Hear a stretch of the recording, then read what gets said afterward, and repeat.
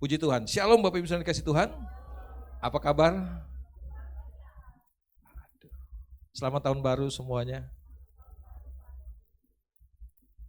Wajah-wajah yang penuh dengan sukacita. Walaupun kita ada di tahun 2025 yang banyak orang bilang di tahun yang nggak pasti, tapi selalu kayak begitu terus ya. Setiap masuk tahun baru kan selalu pengamat bilang wah sulit, susah, tapi kenyataannya kita bisa lewatin semuanya ya. Amin. Kalaupun dunia semakin sulit, semakin berat kita jalani, ya memang itu firman Tuhan katakan bahwa hari-hari terakhir akan datang masa yang sukar, bukan masa yang baik buat kita. Masanya makin sukar. Kalau saya gambarkan dunia ini semakin gelap, tapi percayalah, seperti kegelapan pernah terjadi di Mesir, waktu bangsa Israel ada di Mesir, tapi ada satu tempat yang gak bisa dikuasai oleh kegelapan, yaitu Goshen. Dan saya percaya begini, anak-anak Tuhan hari-hari ini tetap tinggal di Goshen. Dunianya gelap, tetapi Tuhan tetap pelihara kita. Amin. Saya percaya bahwa Tuhan yang menyertai kita di 2024 adalah Tuhan yang sama yang akan menyertai kita di tahun 2025. Saya nggak tahu apa yang sudah jadi pengalaman saudara di tahun 2024, tapi saya percaya begini, 2025 akan semakin hebat pengalaman kita dengan Tuhan. Kenapa? Karena kita makin dekat dengan hari kedatangan Tuhan. Kita makin dekat dengan hari kedatangan Tuhan. Dan tahukah saudara bahwa begini, dari banyak sekali janji Tuhan, masih banyak yang belum digenapi. Dan menjelang hari kedatangan Tuhan seperti hari-hari ini, itulah waktu di mana Tuhan akan menggenapi janjinya buat setiap kita. Dan Bapak Ibu saudara dikasih Tuhan, hari ini saya mau mengajak kita untuk membaca satu perikop dari Mazmur pasal yang ke-23. Ini ayat-ayat yang sudah tidak asing lagi buat kita. Bapak Ibu saudara dikasih Tuhan, kalau kita baca Mazmur 23, maka ini Mazmur agak beda dengan Mazmur-Mazmur yang lain. Kalau Mazmur-Mazmur yang lain yang kita tahu bahwa banyak isinya adalah ungkapan syukur, pengagungan kepada Tuhan. Tetapi untuk Mazmur 23 ini perhatikan baik-baik bahwa Mazmur ini mencatat tentang komitmen Tuhan buat kita. Minimal kalau saudara baca, perhatikan baik-baik Mazmur 23 ini, minimal ada 11 hal yang akan Tuhan lakukan buat kita. Dan saya percaya itu akan Tuhan lakukan buat kita di 2025 ini. Amin. Ada 11 hal yang akan Tuhan lakukan buat kita di 2025 ini. Saya nggak tahu saudara mungkin sudah punya resolusi di tahun 2025 ini. Ada yang mau kurusin badan? Ada ya. Oh saya mau olahraga 2025.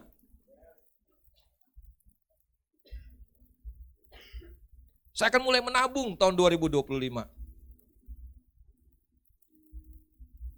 Tapi secara rohani bagaimana? Saudara merasa bahwa rohani saudara 2024 baik-baik saja? Enggak ada yang perlu ditingkatkan? Menjelang hari kedatangan Tuhan kita harus bertumbuh. Apa persiapan terbaik kita menyongsong hari kedatangan Tuhan? Enggak ada persiapan terbaik yang bisa kita lakukan kecuali kita mulai bertumbuh secara rohani. Karena cuma orang-orang dewasa yang siap menyongsong kedatangan Tuhan. Jadi 2025 harus menjadi tahun yang lebih baik buat setiap kita. Tahun perubahan ke arah yang lebih baik buat setiap kita. Amin. Kecuali saudara merasa 2024, saya baik-baik aja kok, udah gak ada yang perlu. Saya udah hampir sempurna lah. Udah tingkat dewa saya. Gak ada kekurangan, gak ada kelemahan saya. Jadi saudara masuk 2025, udahlah semuanya baik-baik saja kok buat saya. Saya berharap saudara mulai buat resolusi secara pribadi supaya 2025 enggak sama seperti 2024. Kita di akhir 2025 nanti akan melihat, akan menemukan begini, banyak hal-hal yang berbeda, banyak hal-hal yang berubah dari hidup kita. Banyak hal-hal yang menuju ke arah yang lebih baik di akhir 2025. Amin. Masih ada 50 minggu ke depan. Saya berharap 52 minggu itu Tuhan mengerjakan perkara-perkara yang ajaib buat setiap kita. Lebih khusus buat hidup saudara secara pribadi. Mari kita baca Mazmur 23. Judul perikopnya adalah Tuhan Gembalaku yang baik. Kita akan membaca mulai ayat pertama sampai dengan ayat yang ke-6. Demikian firman Tuhan, Mazmur Daud. Sama-sama kita baca. Tuhan adalah, garis bawahi dulu, tolong saudara perhatikan ayat 1 ini. Tuhan adalah gembalaku, takkan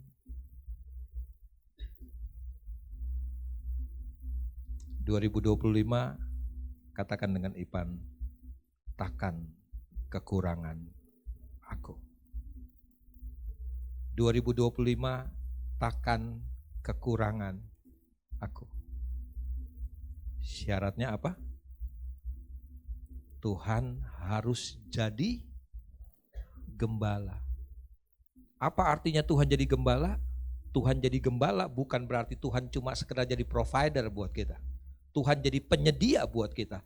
Yang lebih berat, yang bikin sulit ketika kita mengatakan bahwa Tuhan adalah gembalaku, artinya begini, Tuhan yang pimpin kita. Gembala itu bukan cuma sekedar provider, gembala itu adalah leader, dia yang akan nge-lead hidup kita. Pertanyaannya buat kita, kalau 2024 kita banyak sekali ngalami kekurangan, pertanyaannya begini, siapa sih yang pimpin hidup kita 2024? Kalau kita nggak mau ngalami pengalaman-pengalaman di 2024 terulang lagi di 2025, pastikan bahwa Tuhan jadi gembala buat setiap kita. Maka 2025 takkan kekurangan aku. Ini nggak bicara soal materi aja saudara. Takkan kekurangan aku tuh banyak hal. Tuhan menjamin secara holistik kehidupan kita. Bukan cuma sekedar materi. Damai sejahtera, sukacita, kekuatan, pengharapan kita. Nggak akan kekurangan kita. Banyak tantangan, banyak kesulitan 2025. Tapi kita nggak akan kekurangan satupun yang baik. Mazmur katakan begini, singa-singa muda boleh merana kelaparan. Tetapi orang yang cari Tuhan, orang yang dekat sama Tuhan, nggak akan kekurangan satupun yang baik. Dan saya percaya 2025 akan jadi tahun seperti itu buat setiap kita. Kalau kita jadikan Tuhan bukan cuma sekedar penyedia buat kita, tetapi dia jadi penuntun, dia jadi pemimpin, dia yang ngatur hidup kita, dia yang ngelit hidup kita. 2024 mungkin banyak pelajaran berharga yang kita ambil. Bagaimana kita menuntun, bagaimana kita mimpin hidup kita sendiri, karena kita merasa kita hebat, kita kuat, kita pinter, kita punya kekuatan. Saya mau katakan 2025 kita harus berkata seperti Musa berkata, jika engkau tak besertaku, ku tak mau ku perlu Tuhan. Kita kadang-kadang cuma sampai ku perlu Tuhan aja. Enggak sampai di pimpin langkah kita, pimpin hidup kita, pimpin bisnis kita, pimpin pelayanan kita, pimpin keluarga kita. Semuanya kita yang pimpin. Kalau kita mau lihat bahwa ayat ini jadi kenyataan buat kita, takkan kekurangan aku. Biarkan Tuhan yang pimpin hidup kita. Amin. Dia yang pimpin keluarga kita, bisnis kita, pelayanan kita, studi kita. Dia yang pimpin. Dan kemudian kita akan lihat mulai ayat yang kedua. Kalau dia yang pimpin kita, maka perhatikan baik-baik. Ia membaringkan aku di padang yang, percayalah saudara akan ketemu dengan rumput hijau. Dan itu bukan rumput tetangga. Walaupun orang bilang rumput tetangga lebih hijau, itu kata orang. Tapi kata firman Tuhan, rumputmu akan hijau. Amin. Tuhan akan baringkan engkau di rumput yang hijau, enggak usah ngelihat rumput orang lain. Percayalah, Tuhan akan tuntun engkau ke padang rumput yang hijau. Amin. Kemudian katanya, ia membimbing aku ke air yang tenang. Domba itu paling takut dengan air yang bergoncang. Domba itu nggak pernah bisa minum dengan tenang kalau airnya tuh goncang. Gampang panik kalau ngeliat air goncang. Makanya firman Tuhan katakan, sebagai gembala, kalau dia pimpin kita, dia pasti akan pimpin kita ke air yang tenang. Dan kemudian perhatikan ayat yang ketiga, ia menyegarkan jiwaku dan ia menuntun aku di jalan yang benar. Kalau Tuhan jadi gembala kita dan dia yang pimpin kita, dengar baik-baik. Enggak ada tuh kita jalan di jalan yang salah. Kita pasti akan berjalan di jalan yang enggak ada tuh yang main begini tuh. Jalan kita pasti akan jalan benar. Amin. Walaupun kadang-kadang enggak menguntungkan buat kita, enggak menjanjikan, mungkin kadang-kadang merugikan buat kita. Tapi percayalah kalau kita ada di jalan yang benar, Tuhan sedang pimpin kita. Dan kalau Tuhan sedang pimpin kita, percayalah begini, takkan kekurangan aku. Ayat yang keempat, ini ayat yang kita mau renungkan. Ada dua ayat yang kita mau renungkan, ayat 4 dan ayat yang ke-6. Ayat yang keempat bilang begini, sekalipun aku berjalan dalam lembah kekelaman. Dalam terjemahan bahasa Inggris atau terjemahan yang lain dipakai kata sekalipun aku berjalan melewati atau melalui lembah kekelaman. Kenapa ini penting? Perhatikan kata melewati. Sekalipun aku berjalan melewati lembah kekelaman. Dengar baik-baik, kalau Tuhan jadi gembala, kalau Tuhan jadi pemimpin hidup kita, kalau Tuhan yang tuntun langkah kita, enggak selalu kita ada di situasi yang menyenangkan. Kadang-kadang Tuhan akan bawa kita melewati lembah kekelaman. Tetapi perhatikan kata melewati. Apa artinya kata melewati? Cuma lewat aja, betul Bu. Cuma lewat aja. Enggak akan stay di situ kita, enggak akan stay. Lembah kekelaman itu bukan tempat tinggal kita. Kita cuma melewati. Kita memang harus melewati lembah kekelaman, tetapi kita cuma melewatinya. Apa artinya? Dia cuma sementara kok. Dia enggak permanen. Kesulitan kita, tahun-tahun yang gelap buat kita, dengar baik-baik, itu cuma sementara. Dan kabar baik yang kedua adalah begini, dia bukan cuma sekedar sementara. Kabar baiknya kalau kita baca itu artinya gini, kita bisa melewatinya kok. Enggak ada lembah kekelaman yang enggak bisa kita lewatin. Ketika kita sekalipun ia menuntun aku melewati, percayalah gini loh, kita pasti bisa lewat semuanya. Sama seperti kita bisa melewati 2024, percayalah kita juga akan bisa melewati 2025 ini. Ada kegelapan, ada tantangan, ada kesulitan, tapi kita akan melewatinya bersama-sama dengan Tuhan.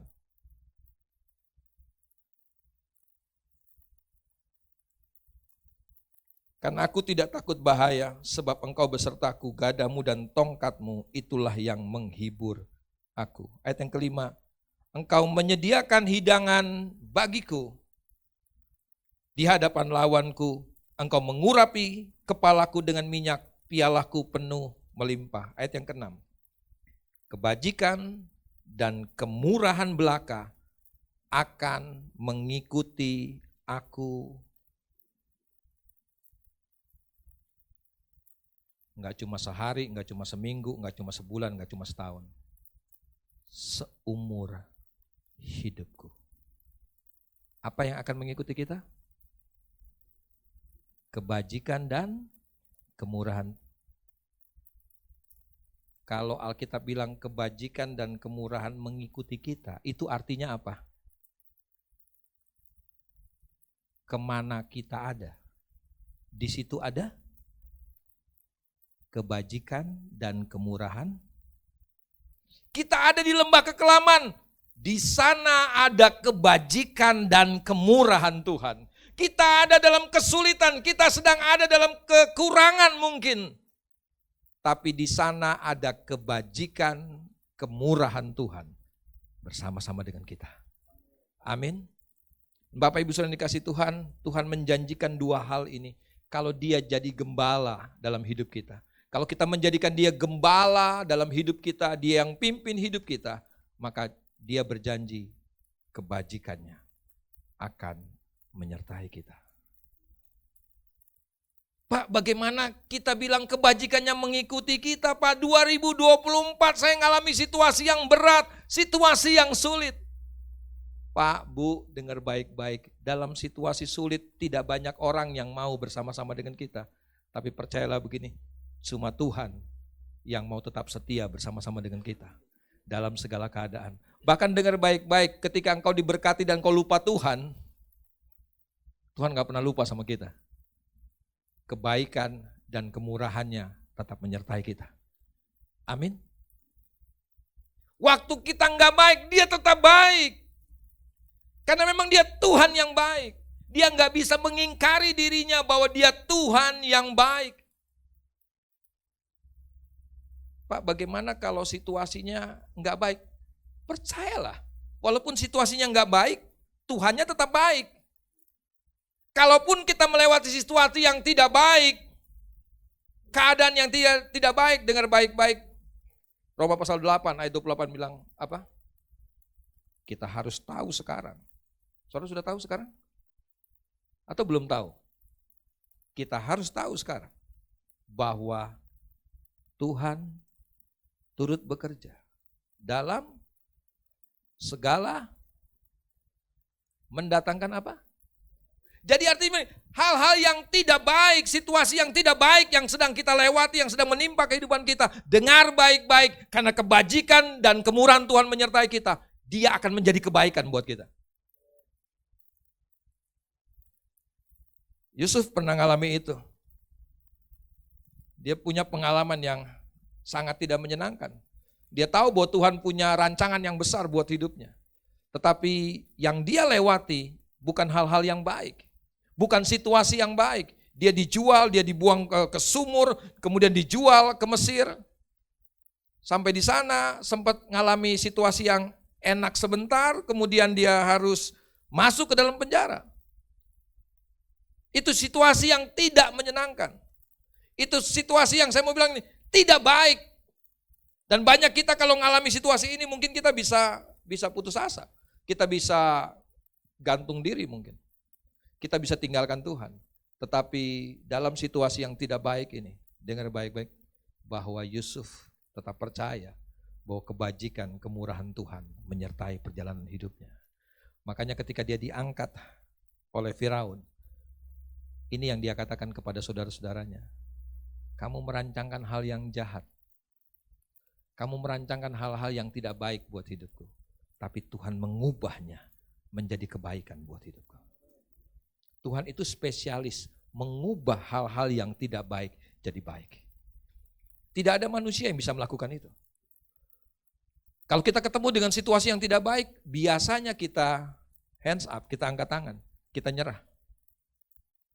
Tapi Tuhan adalah spesialis melakukan hal-hal yang tidak baik, diubah mendatangkan kebaikan buat kita.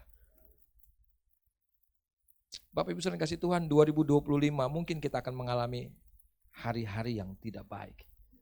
Tapi dengar baik-baik, ada kebaikan, kemurahan Tuhan yang akan menyertai kita. Yang akan menyertai kita di 2025 ini. Pak, situasinya gak menyenangkan, gak menguntung Pak. Rumah tangga saya sedang ada di ujung tanduk Pak. Suami saya begini, istri saya begini, anak-anak saya begini. Dengar baik-baik, jadikan Tuhan gembala. Tuhan bisa mengubah hal-hal yang tidak baik, mendatangkan kebaikan buat setiap kita. Amin. Dan perhatikan, bukan cuma kebaikan yang menyertai kita. Apa juga? Kebaikan dan ada dua hal, kebaikan dan kemurahan. Apa sih bedanya kebaikan dan kemurahan? Kebaikan buat saya, terserah saudara. Buat saya, kebaikan dan kemurahan itu berbeda. Kebaikan itu adalah begini, sesuatu yang harusnya kita gak bisa terima, gak patut terima, tetapi kita terima juga. Itulah kebaikannya Tuhan. Kalau ngelihat hidup kita, harusnya kita gak pantas menerima kebaikan Tuhan, tetapi kita terima juga. Amin. Kalau begitu, kemurahan Tuhan itu apa? Kemurahan Tuhan itu bagaimana? Kemurahan Tuhan itu hal yang sebaliknya. Sesuatu yang harusnya kita terima, tapi kita nggak terima juga. Cuma gara-gara kemurahan Tuhan. Cuma gara-gara kemurahannya. Makanya pemazmur pernah katakan begini, kemurahan Tuhan itu lebih dari hidup. Ada lagunya kan? Kemurahan-Mu lebih dari hidup. Kenapa lagu itu muncul? Karena dengar baik-baik, ada hal-hal yang harusnya kita terima sebagai konsekuensi kita manusia yang belum sempurna. Kita manusia yang masih kadang-kadang melakukan kesalahan. Kita yang masih penuh dengan kekurangan dan kelemahan. Harusnya banyak hal, banyak resiko, banyak konsekuensi yang harus kita tanggung dalam kehidupan kita. Tapi karena kemurahannya, kita nggak menanggungnya. Karena dia sudah menanggungnya buat setiap kita. Amin. Dan dengar baik-baik, kebaikan kemurahannya akan mengikuti kita. 2025, saya nggak mengharapkan saudara jadi orang-orang yang tidak baik, tidak benar di hadapan Tuhan. Tapi dengar baik-baik bahwa bisa saja tahun 2025 kita mengalami kejatuhan. Bisa saja kita melakukan kesalahan di 2025. Tapi dengar baik-baik, ada kemurahan Tuhan yang menyertai kita. Amin. Saudara mengerti apa artinya kemurahan Tuhan menyertai kita? Ada yang pernah punya anak laki-laki di rumah 1-2 tahun. Kalau Pak Reski udah sering ngalamin ya. 3 anak laki-laki semua gitu kan. Pernah ada di usia itu ya, 1 tahun, 2 tahun. Nah anak 1 tahun, 2 tahun itu apalagi laki-laki. Pak Yanuar juga nih, lagi belajar jalan. Itu paling seru-serunya saudara. Dia lagi belajar jalan. Dia jalan, itu biasanya yang saya tahu ibu-ibu tuh pasti ngikutin di belakangnya tuh. Ya ibu-ibu betul nggak? Ngikutin dia lagi belajar jalan, kita seneng banget ngeliat anak kita mulai belajar jalan kan, wah asik. Tapi ini resikonya waktu dia belajar jalan, semua yang dia lihat, semua yang dia bisa jangkau, yang bisa dia pegang, akan coba dia. Dan masalahnya dia bukan cuma sekedar jangkau, bukan cuma sekedar pegang. Yang jadi persoalan kadang-kadang anak-anak ini, dia ngelihat vas bunga, dia ngelihat gelas di meja. Dan dengar ibu-ibu yang punya anak-anak kecil kayak begini, biasanya rumah kita nggak pernah rapi, betul kan? Dia sudah mengakibatkan kekacauan dalam rumah kita. Betul? Berapa banyak anak-anak kita bikin kekacauan dalam rumah kita? Dan pertanyaannya begini, waktu mereka menimbulkan kekacauan itu, siapa yang ngurus? Apa kita suruh dia?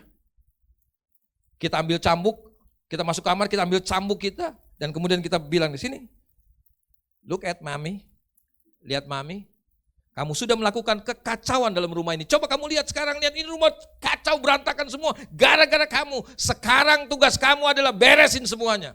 Kalau enggak, mama cambuk ini. Orang tua yang gila, saudara. Cuma orang tua gila yang melakukan itu. Dengar, waktu anak kita menimbulkan kekacauan dalam rumah, seorang ibu akan ambil sapu dan mulai beresin semuanya. Sampai rumahnya clear, sampai rumahnya clean lagi, bersih lagi, teratur lagi. Barang-barang yang tadinya dibuang, diambil sama ibu, ditaruh lagi di tempatnya. Diatur sedemikian rupa sehingga kembali seperti semula. Itu yang saya sebut sebagai kemurahan.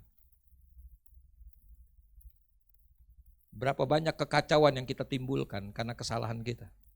Karena keputusan kita, karena pilihan kita yang salah. Karena hidup kita yang ngaco, hidup kita yang ngawur. Tapi dengar baik-baik. Tuhan urus semuanya. Tuhan beresin semuanya. Tuhan rapiin lagi hidup kita. Saya nggak bisa bilang 2025 kita nggak akan melakukan hal yang sama.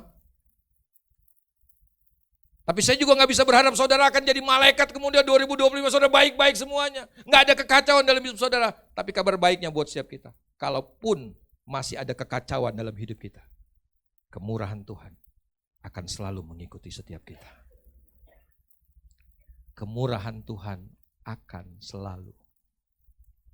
Makanya pesan firman Tuhan hari ini mau katakan begini, jadikan dia gembala yang baik dalam hidup setiap kita. Biarkan dia memimpin hidup kita. Mungkin ada kekacauan yang kita akan timbulkan 2025, tapi Tuhan akan urus, Tuhan akan beresin semuanya. Saudara ingat cerita anak yang hilang? Berapa banyak kekacauan yang akhirnya bapaknya urus semuanya. Saudara bayangin gak jadi bapak yang anaknya pergi bawa harta, kemudian hidupnya ngawur. Kemudian tetangga ketemu gitu kan sama anaknya di luar kota, kemudian pulang dan kasih tahu sama bapaknya, Pak, wah bapak didik anak bapak di rumah baik, lihat tuh bapak, anak bapak sekarang di sana di kota itu, waduh hidupnya rusak, hancur berantakan. Saya gak tahu, selama anak ini pergi, berapa banyak orang yang sudah ceritain tentang keadaan anak ini. Berapa banyak itu jadi gosip di antara tetangga-tetangga mereka. Tapi dengar baik-baik, Bapak akan tetap beresin semuanya. Kembaliin seperti semula. Bapak pulihkan semuanya. Karena apa? Karena kemurahannya. Harusnya kita yang tanggung semuanya. Tapi karena kemurahannya menyertai kita gak perlu tanggung. Karena dia sudah tanggung buat setiap kita. Amin. 2025 akan jadi tahun yang hebat buat setiap kita. Karena ada kebaikan, kemurahan Tuhan yang akan menyertai kita. Tuhan Yesus memberkati kita.